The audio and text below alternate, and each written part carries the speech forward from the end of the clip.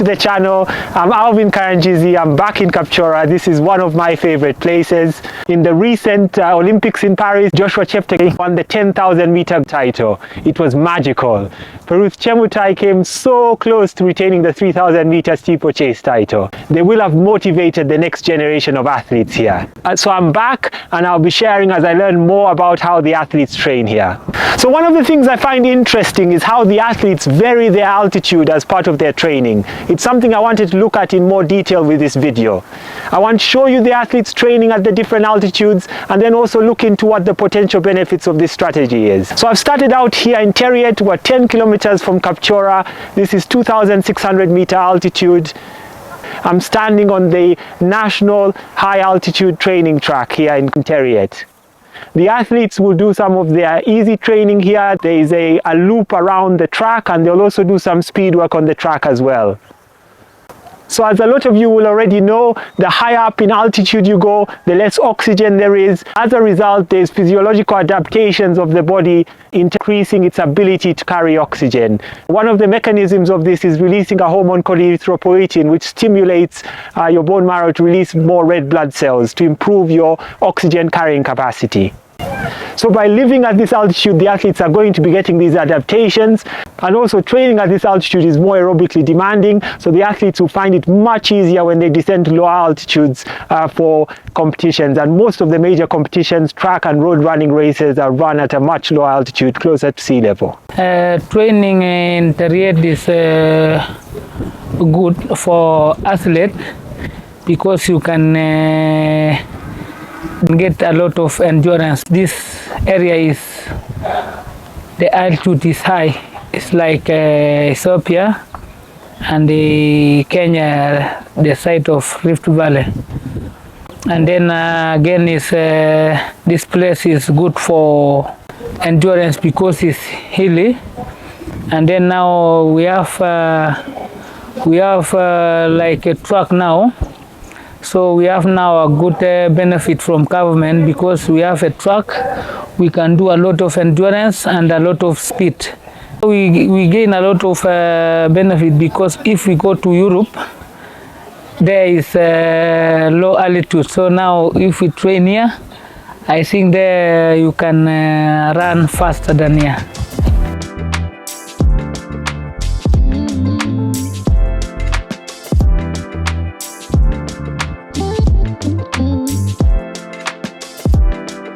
So it's early morning. I've descended down to Kapchorwa town. This is 1,800 to 2,000 meter altitude. This is where the majority of the athletes live. The likes of Jacob Kiplimo have their camp here, and this is where they do most of their mileage. They do their easy runs here, their fartlek, and there's also two tracks, one here in town called Boma Ground, and there's also one in the neighboring Kwen district. So one of the distinct things about this area is how hilly it is. We are on the slopes of Mount Elgon.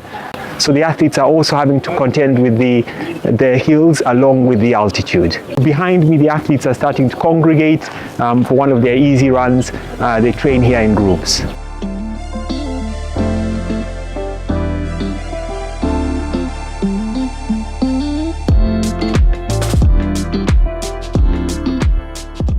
So up till now, I've spoke about the positives of training at altitude. There are some negatives to mention, and these are more pronounced in those who haven't lived at altitude for long periods. Fatigue can be a problem because of the low atmospheric pressure. There may be an initial disruption with sleep. And an important point is that it's difficult to train to high intensity when you're at high altitude. This is where being able to descend and train at a lower altitude comes to an advantage.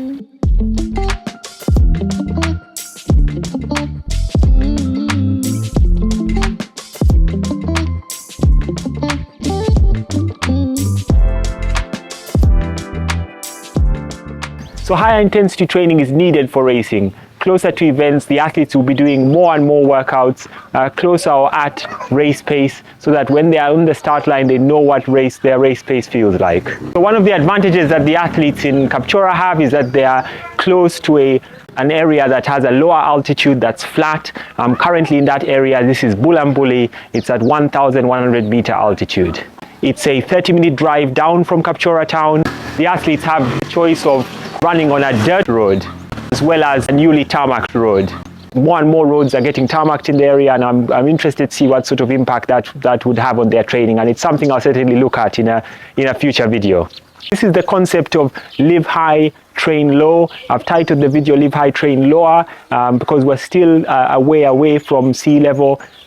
So most of Uganda is actually on a plateau with an average altitude of around this 1,000 meters with higher peaks located on its boundaries.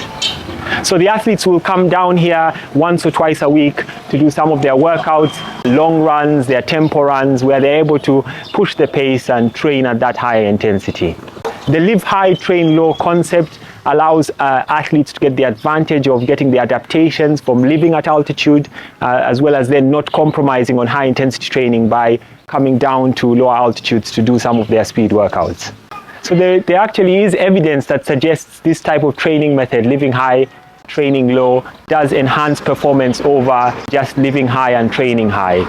A trip down from Kapchorwa to here with local transport will cost the equivalent of about $3. I found it unfortunate that some of the up and coming athletes aren't able to afford this and therefore miss out on having this advantage with their training. One of the downsides I've found here is that it can get quite hot, so the athletes come down very early so as to miss the mid-morning heat.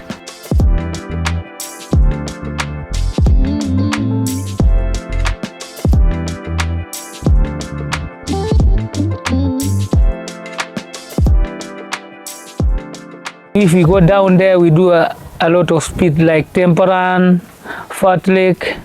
So down there, and then down there is altitude is low. You can gain a lot of speed. And